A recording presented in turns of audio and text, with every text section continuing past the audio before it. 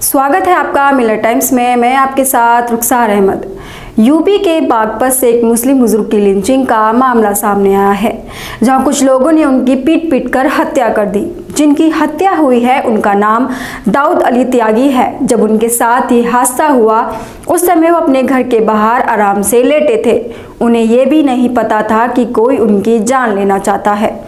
BBC की report के मुताबिक विनयपुर गांव के दाऊद अपने घर के बाहर आराम से चारपाई पे लेटे फोन पर बात कर रहे थे।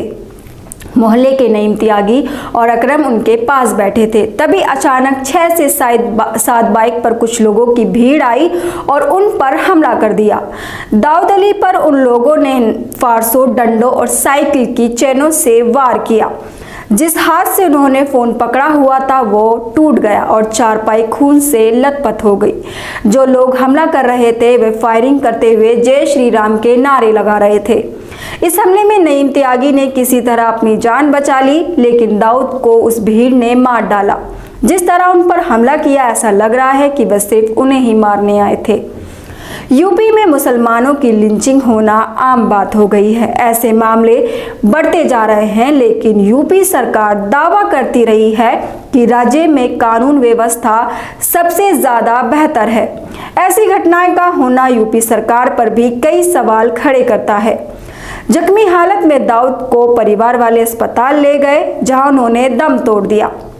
दरअसल खबर 1.5 महीने पुरानी है, लेकिन परिवार वाले आज भी न्याय के लिए उम्मीद लगाकर बैठे हैं। साथ ही वह दहशत में जी रहे हैं। दाऊद अली एक छोटे किसान है और उनके 3 बेटे जो दिल्ली में रहते हैं। जब उन पर हमला हुआ तो उनके बेटे शाहरुख में भी दिल्ली में थे। वे जामिया में पढ़ते हैं, साथ ही सिविल से की तैयारी कर रहे हैं। शाहरुख इस हमले के बाद से ही घर में है और सदमे में है। पढ़ाई उनसे नहीं हो पा रही। पुलिस से न्याय की उम्मीद लगाकर बैठे हैं।